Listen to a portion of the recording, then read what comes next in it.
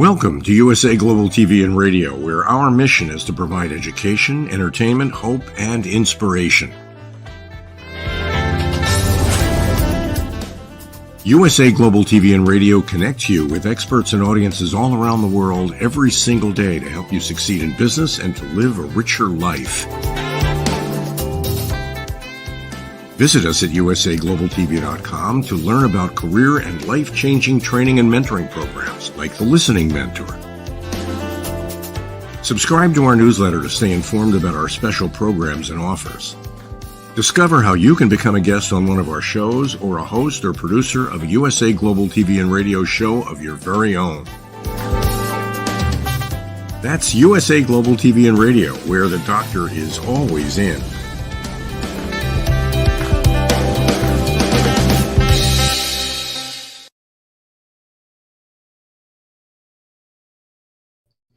Hello, welcome home to USA Global TV and Radio. I'm Dr. Jacalyn Kerbeck, and we encourage you to get on the bus with us today for our show, The United Kingdom News and Culture. We have a fabulous panel of experts. Our group is a little bit smaller today, smaller but mighty. Let's welcome DIANN FLOYD BOEHM, who could be anywhere in the world. Welcome, DIANN. Hi, Dr. Jacalyn from Texas. Nice to have you back. I've been following you on social media, and you look like you've been having wonderful travels, and now you're back home in your beautiful environment. How are you feeling? Fabulous. It's time to get the gardens back in shape, though. Full-time job with that, right? Yeah, it is. But, you know, it's lovely. That's where I get all my ideas. Well, and you've got some great ones. We're going to bring out Simon McDonald, but we're going to talk about your latest project. Simon McDonald joining us from Scotland. Hello, welcome. Hello, everyone. Yes, it's nice to be here again as well. And yes, Diane, I could tell you're back in Texas today. The accent's more Texan now. Isn't that funny how that happens? But I mean, really, you should have a travel show of your own. I mean, We did. Never know an enemy that gets about like you do. Goodness. I can't help it. It's such a beautiful country. You know, you just have to see it all. So You'd never be inside if you came to Scotland. Trust me. Might not be as big as America, but wow, we have some really spectacular scenery here. It is quite spectacular. Trust me, I need to go. Yes. Oh, here we go. Oh, well, that's it. I mean, we do have a few roads. They're quite good most of the time, but we just had a guest on who had a video of Scotland, and it was really magnificent. I mean, there are places I don't remember the exact names, but it was really beautiful. Everything's so green and lush, and you're there. I mean, Simon, you're there, which is a huge reason to go. Yeah, it's bound to be good, isn't it? Oh, dear. Absolutely. Oh, dear. I can see this is going to be one of these days. Well, I do want to say that Helena Chard is not with us today. She is on holiday, and Ian Pelham-Turner is trying to join us, and technology is being a little tricky, but we'll see hopefully who will make it in. So I'd love to have us do something we don't typically do because it's a smaller group. Why don't we go around and talk a little bit about the work that we're doing and how we can help other people with our work? So I'm going to start with Simon. Well, don't put me in the spot again. Yes. Love it, right? Right. Okay. No, I'm very much involved with consultancy work just now in aquaculture and fisheries and in fish processing. And it's amazing the corners of the world where I'm getting inquiries from just now. I mean, I've got projects next year lined up for Sweden, later this year for Switzerland. I've had inquiries from Honolulu and from the Caribbean as well. Oh, this is a great job. You know, somebody's got to do it. And I've just picked up another big client in London. So my brief there is to help these people establish their or expand on existing businesses, to guide them through the minefield that's associated with buying the right kind of equipment and how to install it, how to run it, how to do the job, basically. So, I go in there and sort them out from A to Z, or A to Z, I think you say on your side of the pond. But I love every second of it because I like helping people out. I like doing that sort of thing. And I've had over 40 years experience in fisheries and fish processing. So I feel that, I've had so much out of the industries that it's time I gave a little bit back. And I get immense pleasure out of that. Don't always get paid, but so what? It's great fun. Thanks for sharing that, Simon. By the way, I like Z much better than Z. Really? Yes, Z. I think just the opposite. Oh, I as well seeing somebody else is educated on this show. That's funny. Well, I'm going to keep with Z. Okay, you're going to, this is the Texas. The so you travel over to the UK, then you'll be Z. No, when I was teaching there, it was still Z because the kids loved it so much. I tried doing Z and they were like, no, say it how you say it that strange way. So, Simon, before we go over to DIANN, I know when we first started working together, you were doing some other things. And I think that you've done a lot of things in your life that you've really enjoyed, from being a celebrity chef and being chairman of the Fisheries. What is it that ignites your passion the most in terms of your career? Well, I've got one great sort of philosophy in life, and that is, if you don't look forward to a Monday morning, it's time for a career change. I love Mondays. It's great. We're into Wednesday now. I'm looking forward to next Monday already. You've got to have the prime ingredient for any job description, I would always say, is energy. If you've got energy, bursting with energy, then you'll get the enthusiasm that goes with it, and you can make a go of things as well. And if you make the odd mistake, okay, that's fine. Making a mistake is all part of making a success, because you learn from that mistake and you go on and you make the success of it the next time you do it. Or you decide, okay, I'm not going to go down that route and I'll do something else. I remember my parents wanted me desperately to become an architect. And I thought, God, 7 years course to become an architect, and you're guaranteed of nothing at the end of the day.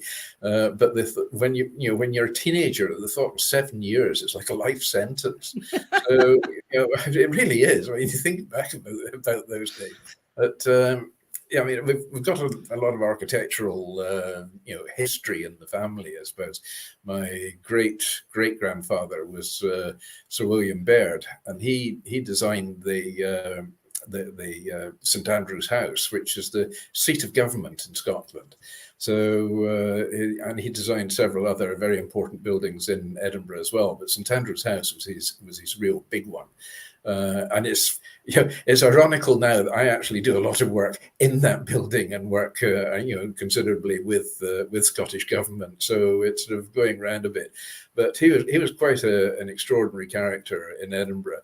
And the main thoroughfare in the middle of Edinburgh is called Princes Street, and it's a very, very wide street. It was made wide so that they could turn the horses and carts around when they were building the place.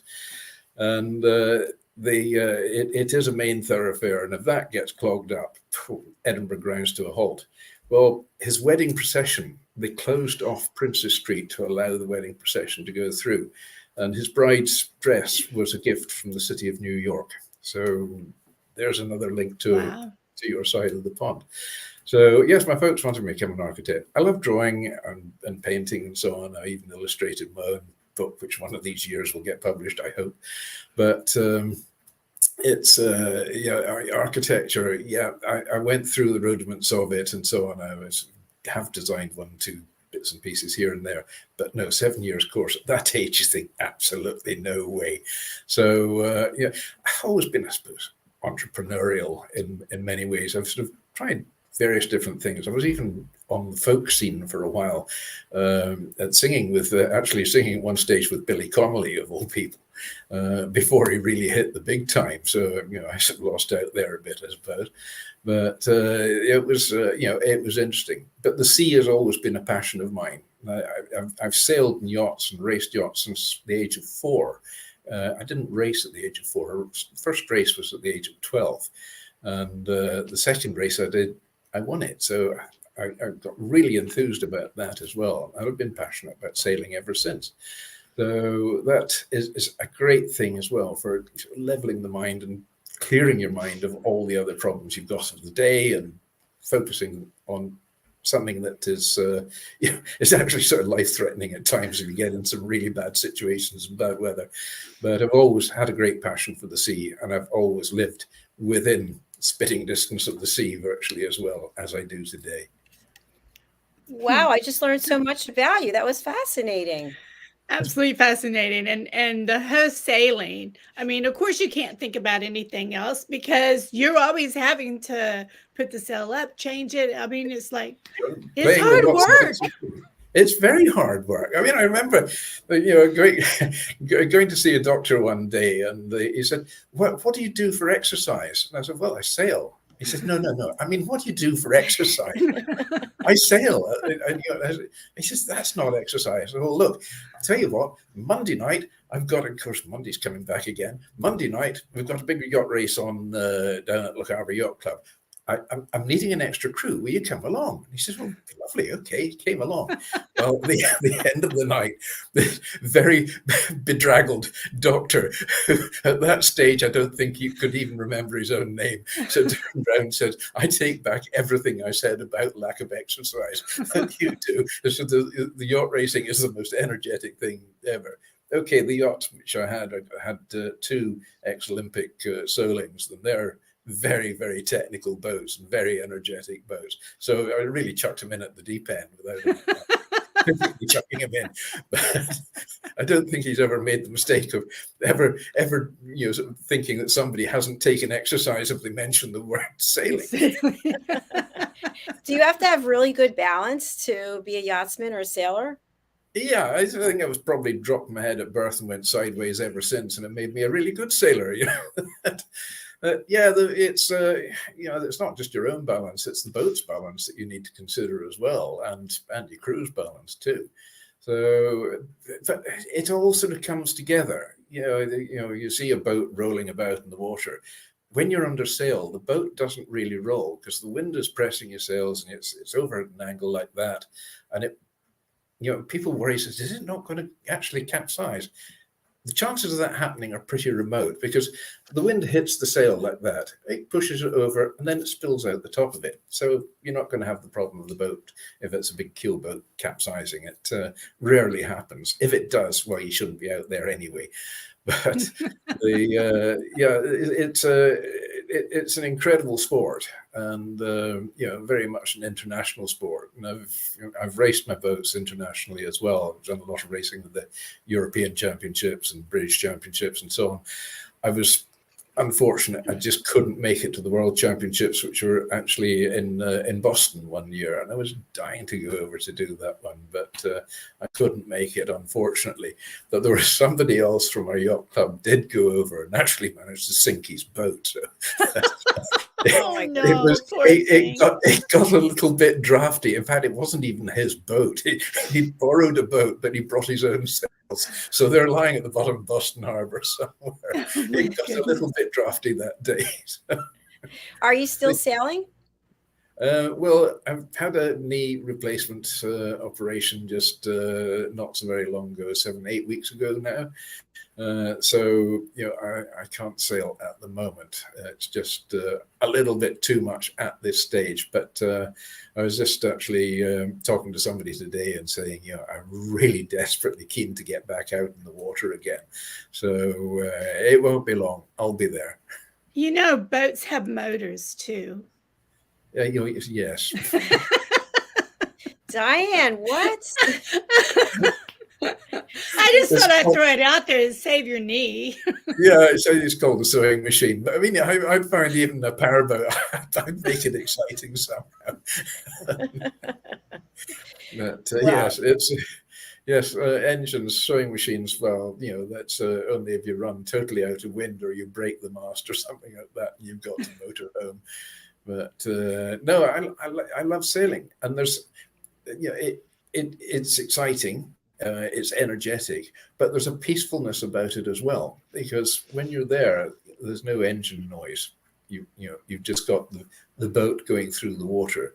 If it's a sort of calmish day, it's just a little ripple going past the hull, and it's so peaceful. There's a tranquility with mayhem going on in the background with it as well. I suppose it gives you a bit of a split personality at the end of the day. I have a huge respect for the ocean. I've always been, I don't want to say I'm afraid of the ocean, but I'm not someone who wants to be on the water, because just the sheer magnitude of the amount of water and all the creatures living there. I'm a good swimmer, but at the same time, if someone said, "You want to go out on my boat?"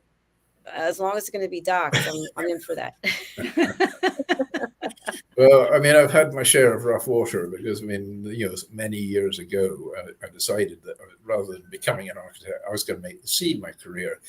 And so I got into the Coast Guard service on the marine rescue side, and finished up having about 6.5 years in the Arctic on an icebreaker oblique rescue ship, servicing the ice stations and keeping an eye on naval patrols and fishing fleets and all the rest of it. So that was quite exciting.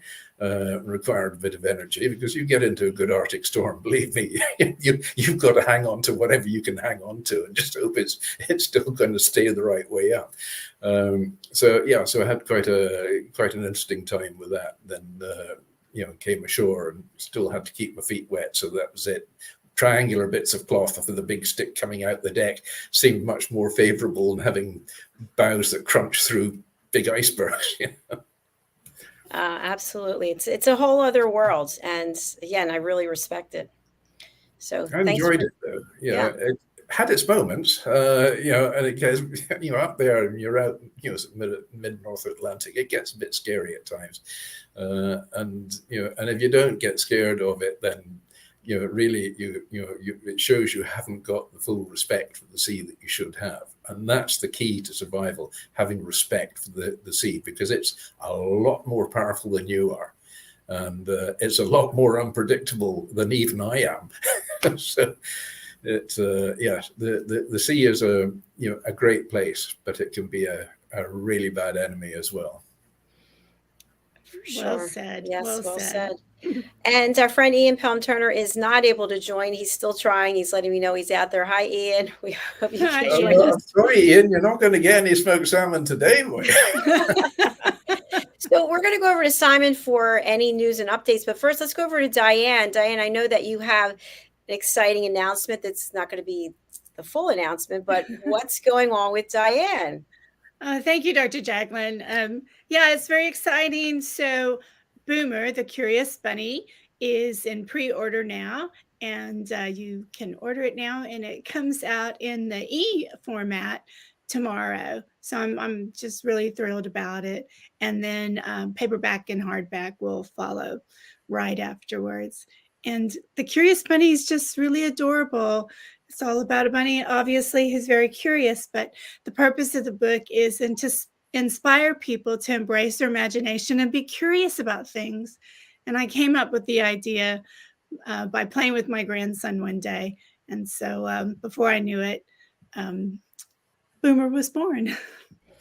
I love that. Every opportunity is an opportunity to tell a story, isn't it? Yeah, absolutely. Absolutely. I love the name Boomer, the bunny. I mean, it's just, it's perfect. Absolutely perfect. I've seen the graphics of the cover. I think it's really, really superb. Thank you so much. Yeah, she, the artist, Judy Gaudet from Maine, she did an incredible job, because my imagination is so that I'm always wondering if people are going to catch it. And she just really embraced it, because I really wanted Boomer to have a personality, and I wanted that personality to really come through as he's making all these discoveries. And I'm a Boomer baby, so it made sense that it was Boomer. I can see Boomer is going to get incredible mileage, and I can see, book after book after book of what Boomer's getting up to next. Thank you. We're in the world's Boomer. The world of Boomer, that's right. My husband says with all the different adventures that I have going on that it's like, are you ever going to sleep? And I'm like, yeah, when I dream about what the next book is about. Well, that's exciting. We always want the best for you, Diane. I know this book's going to be another award-winning book because that's what you do. That's what you put out there. Thank you. That's very kind of you. But I think parents are going to love reading it. Any loved one's going to love reading it. And I really hope it inspires adults to remember to just put those electronics down and go outside and just really embrace nature and remember to imagine yourself, because that's what life's about, you know. What happens when the dark storms come, and what happens when the puffy clouds come? Because Simon, I would think where you live, you get puffy clouds because of the water, right? Oh, we invented them. We knew they came from somewhere. Oh, yeah. Yes, and they've come right down to earth this last few days as well. Oh, that's true. In the form of rain. Yes. Actually, I decided that really this week the tide doesn't come in here; it comes down. That's funny. But actually, thinking about it, and sort of getting back to the real world here in Scotland, we have had a glorious month of weather. It's been absolutely superb, and temperatures have been up around 29, 30 degrees, which is 84 or 88 degrees Fahrenheit on that side of the pond. And just beautiful, beautiful weather. Some people are even actually complaining it's too hot. Now in Scotland, that is most unusual. But it's been superb, a really good start to the summer. And then last weekend, oh boy, the heavens opened, and we started to make up for a lot of lost time there. So the tide started to come down, and it has done every day really since. Today, the started off, it was very wet, and then it's dried up. It's nice and sunny now outside. I even managed to take Isla for a walk earlier on, and we came back dry. So that. Yeah, that's not bad. But I mean, there's strange things going on with the weather just now. I got very annoyed watching a weather report last night, and they were proudly announcing that this is the hottest June that we've had since records began. And I thought, yeah, right. And I was looking outside, and it was just torrential rain, and I'd actually had to put an extra jersey on. It was cold last night as well. And here's this weatherman going on about, hottest summer ever. I said, yeah, right. What is the temperature there? Today, it's about 16 degrees today, which is going to be around about 62 Fahrenheit, something like that, I'd guess. And so, you call that hot? Yes. Oh, hot is today. It's going to be 80. Mind you, I remember now what I was saying just earlier about Arctic. I've experienced minus 63. Oh, so, my stars. Then you've got to put an extra jersey on. Yeah, I do want to say hello to a couple of our friends who are watching. Gaffa, hello. Nice to have you watching live from Ghana. And that's a warm place. Bush Child Foundation, Uganda. Thanks for watching the show. We appreciate you. That's another warm place as well. So when we start talking about it's 16 degrees, but actually feels quite pleasant. We're thinking in that part of the world. When I lived in South Africa there for 5 years, 16 degrees, and you were thinking, what the heck's happened? And you're expecting to see polar bears or penguins running about. It felt cold then, but no, it's 16 degrees here is fine. There's a humidity in the air here, and that's if you've got humidity with the heat, it always feels a lot hotter than it actually is. So the dry heats that you get in the likes of South Africa and in Texas as well, I should think it's going to be tolerable up to big temperatures, which you couldn't tolerate here because it's humid. Yeah, I prefer the humidity. Dripping down the walls. It's a good way to lose weight, and it's good for your skin. But Simon, you are our Helena, Ian, and everything UK wrapped up today for the news. So what can you share with us about what's going on? There's big drama. I was watching Prime Minister's questions today at Parliament in Westminster, London, and they're all on about the economic crisis. And our Prime Minister seems to think that there isn't that much of a problem, and that we're still up there as one of the leading countries in the economy. And I thought, there it was to the other day that we're actually trailing behind as the worst performing country in Europe. And I blame it firmly on the lap of Brexit, because it really has had a major impact. And the impact is really starting to be felt in a big way now with our exports and just the general economy. So that's it. But on the good side, we've got tourists are flocking in to see us this year, and a lot more American tourists coming over as well, which is lovely, because we haven't seen so many of you for the last few years. Now this year, suddenly, we're coming back. Nearest town to me from here, of course, a bigger town, it's about an hour away, it's called BOEHM. And BOEHM is the gateway to the islands, and it's a beautiful, beautiful town. There's always a buzz, even in the middle of winter when tourists aren't about. There's always a buzz in BOEHM. It's just it's a magical place, and the place just now. I'm going up there tomorrow, and trying to get parked is almost impossible. There's just so many people around, and I've been asking people, what do they think of the place? What are they here for? What do they want to see? And everybody is so enthusiastic. Of course, I'm harping back to the last 3-4 weeks when we had this glorious weather. The ice cream sales were just going through the roof. So we're open for business. On the sailing front, we've got a big event starting from BOEHM on Friday. It's the Round the Isle of Mull race. I used to compete in that quite frequently a few years ago. And there are 3 boats that have sailed across from America to compete in this year's Round the Mull race.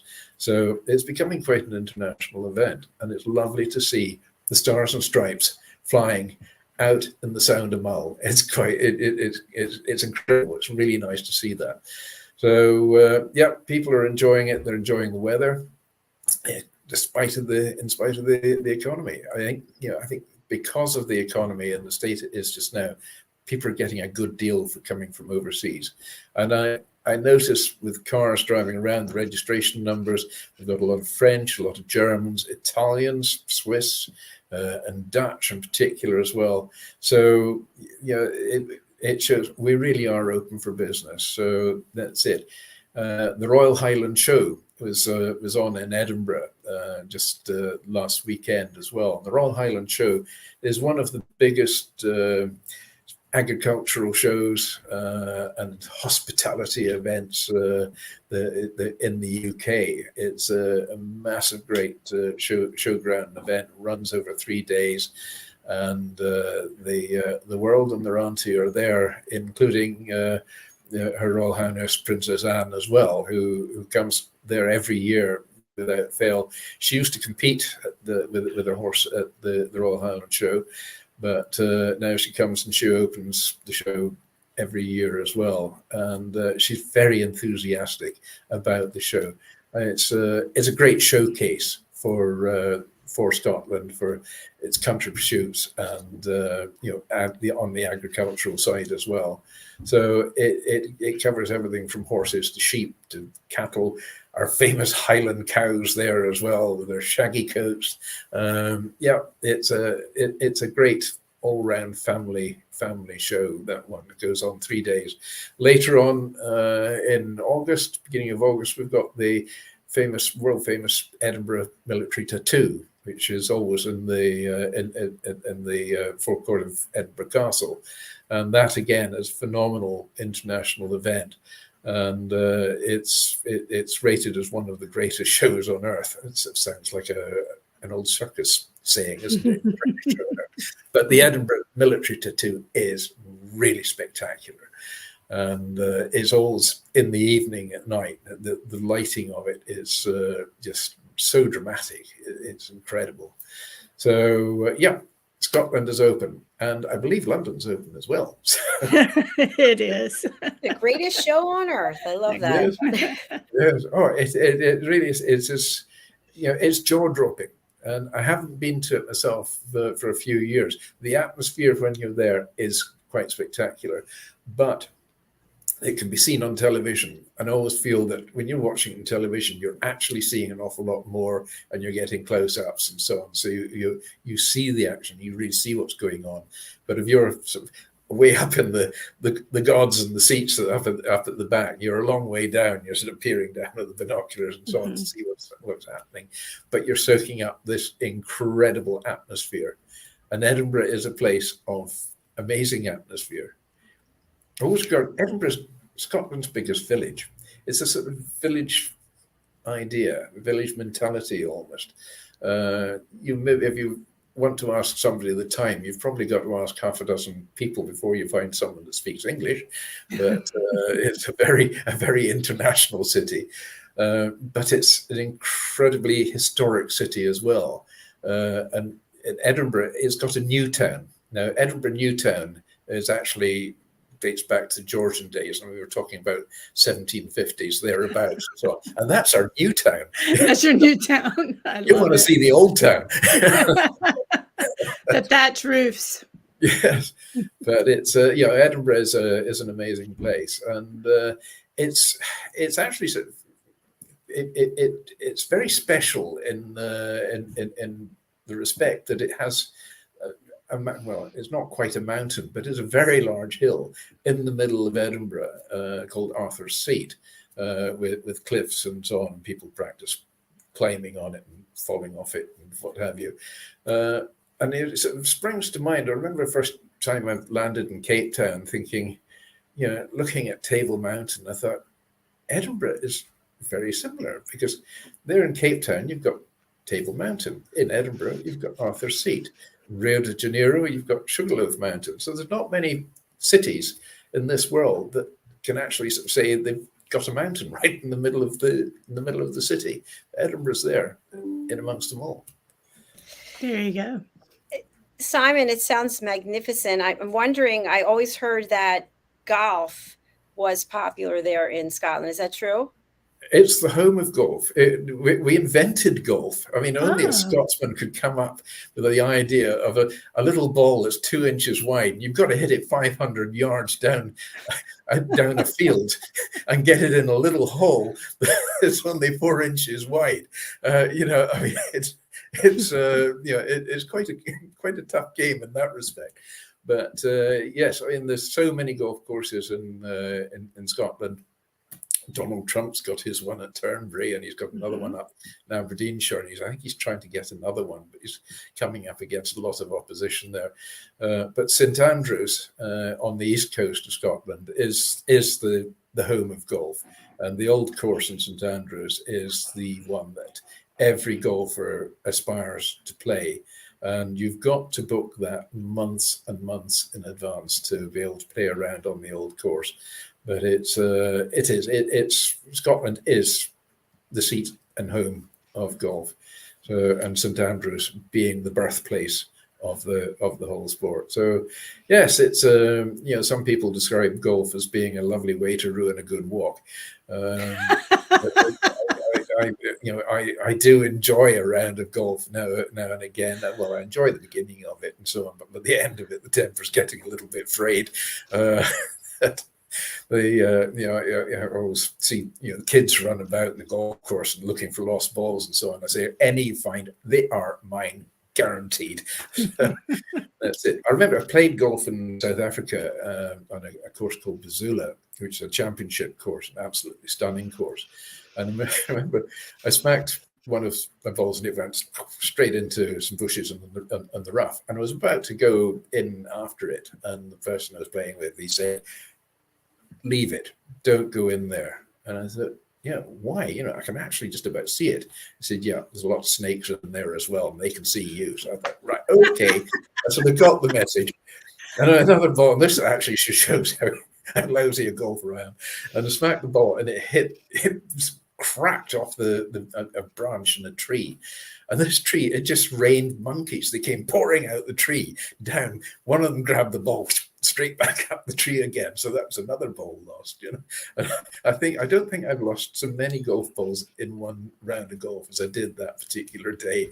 But I certainly lost quite a few, either to the snakes or to the monkeys. So yeah, quite a frustrating game as well. But it's one of these things that does get you, and you know, no matter how good or bad you are, it can sort of get under the skin. It's a bit like sailing as well. You know, once you're hooked, and that's it. So yeah, golf is a big thing. I mean, we've, you know, field sports are the other thing here as well. You know, there's a lot of in the Highlands, deer stalking is it's not. I don't regard it as much a sport as a means of conservation, because the deer numbers here are you know, just getting a bit out of hand, and so as a result, they're eating up all the good grazing, and the herds of deer are suffering as a result. So the stalkers take people out, and they pay a lot of money to go stalking on the hills, and they will select the deer to shoot. And they're not shooting the best of the deer. They're shooting the ones which are struggling more. So it's actually a conservation and for the benefit of the rest of the herd to thrive. And it's a huge generator of income. Salmon fishing as well in the Highlands, again, and famous salmon rivers that we've got here. Although wild salmon are increasingly hard to find, that all the rivers now, if you catch a salmon, you've got to put it back in again. So it's catch and release, they call it. So we've got all sorts of sports. Football is always a great favorite, or soccer, as you would call it in America. It's a great favorite here, and rugby as well, which is another very, very, you know, widely followed sport in Scotland. And in the Highlands, the big one is called shinty. Now, shinty is a bit like hockey without the rules. I'd regard shinty as more like a blood sport than going out and shooting birds. I mean, it's pretty savage. You know, a lot of injuries to the players, but it's widely followed and fiercely competitive. Each town has its shinty team, and they are, you know, the shinty players and their local teams are you know, sort of regarded as almost like gods in the village or in the town, and you know, the following they get is quite fanatical. But it's only really in the Highlands of Scotland you get that. You don't find it elsewhere. So what is a shinty about? Is it with the ball or? What shinty? Yeah, well, hockey. It's you know, with the hockey stick. It is the same as hockey, slightly different shape of a stick and a much harder ball. And it just doesn't have the rules that you've got in. It sounds like hockey. Lacrosse a little bit. Yes, yeah. I suppose it is, because lacrosse, the stick you're holding it quite high up. Yes. And the shinty stick, I mean, you give her a real good wallop over the shoulder. It's odd. I mean, I've seen some excellent golfers in the Highlands, and as well, you know, I can see that they are actually shinty players rather than golfers, because you stand there, you address the ball, and you take the swing and whack. Now, the shinty player doesn't. He takes a run at it. Look out, I'm coming for you.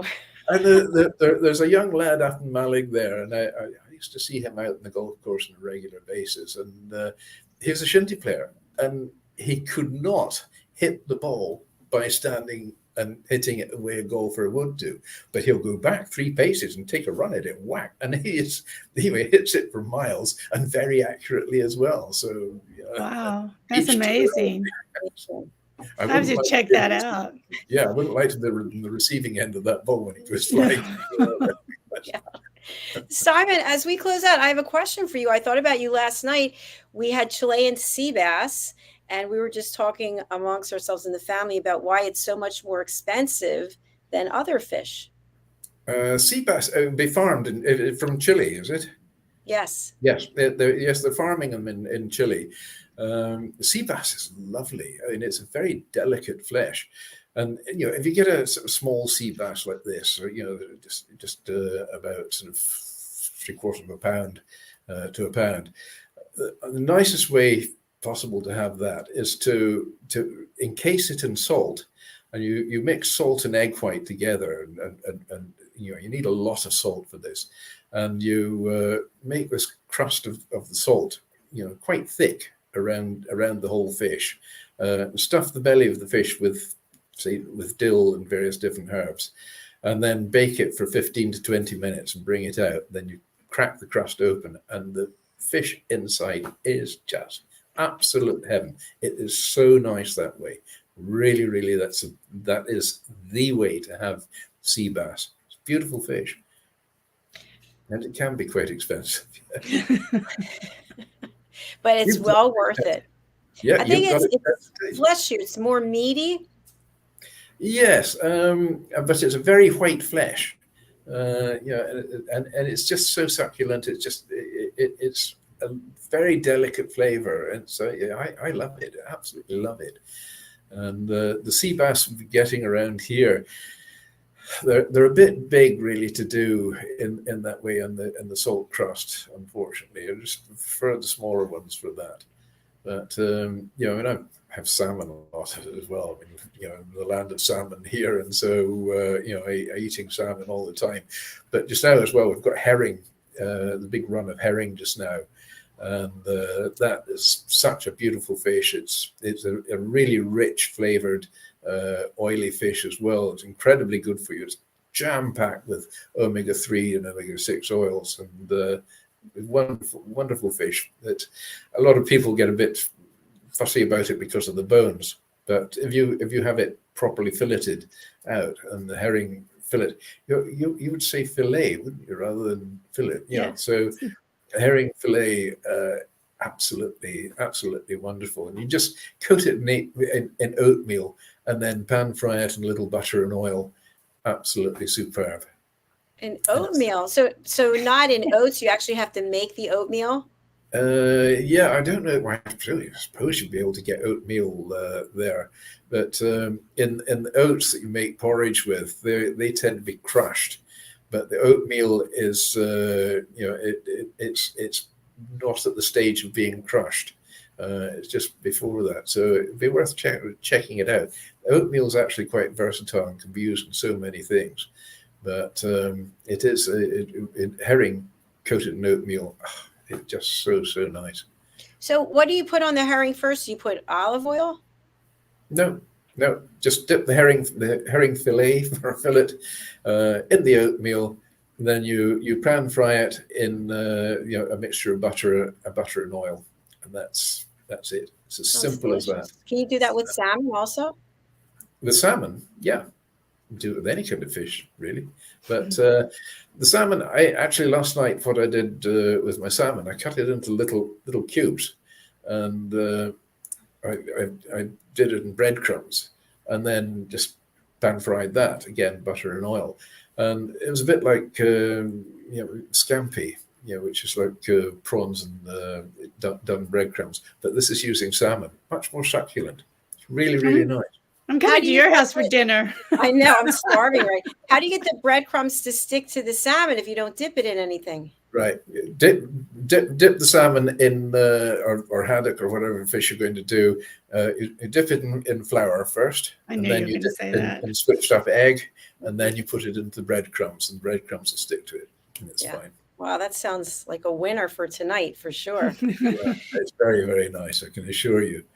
So I'm having salmon tonight. I've got some salmon there, so that's but I'm just going to be doing a fillet of salmon, and I'll do it. We've got some beautiful Jersey Royal potatoes in, and I've got some nice asparagus tips to go with it as well. And that's it. Keep it simple.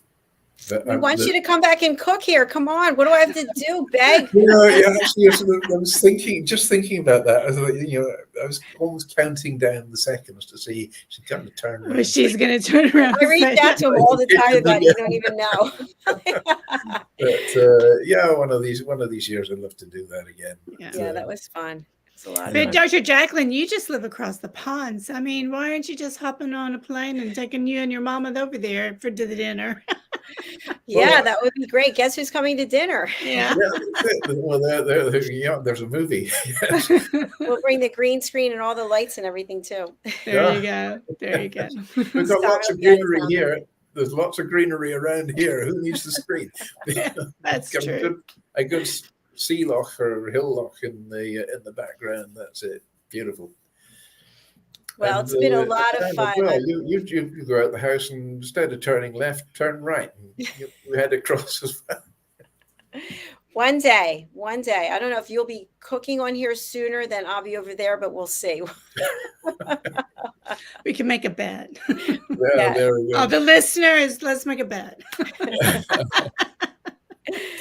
We have to close out because our next show is coming up, Global Social Entrepreneurs. So I'd love to have each of you share how people can reach out to you, how they can hire you, how they can get your work. Let's start with Simon. Right. Well, every week I've always come up with one or two quotes, and so I suppose today is going to be no different. So every time I look at my keyboard, I see that you and I are always together. Now, but everybody's looking at their keyboard all of a sudden there at that one. But it's true. You and I are always together. And the other thing that sort of sprung to mind as well is, how we live our lives as well. So live life like a tea bag, because you'll never know how strong you are until you find yourself in hot water. I love that. That was a good one. That was really good. Very really nice. Good.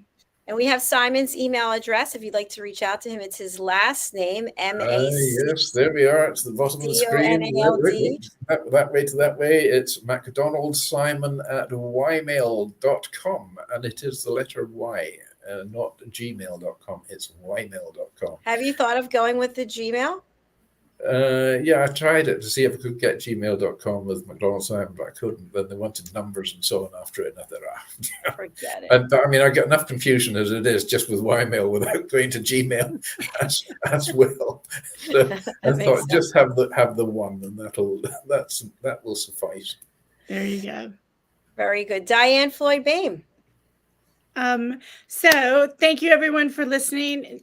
Simon, I've learned so much today. It's been incredible. I'm going to check that sport out and tell my 5 brothers when I see them on the 4th of July. Actually, 2 are in heaven. I have to get used to saying that. So my 3 brothers, and tell them I know a sport they don't know about. And they're going to go, yeah, right, because I don't know anything about sports. But really, truly, I don't. And but everybody, you can reach me at DIANNFloydBOEHM.com and sign up for my newsletter. Everything's on there. How to I have my books, how to bring me to come, and I go all over the world teaching creative writing, being a guest author, etc. So I would love to hear from you. Thank you, Dr. Jacalyn.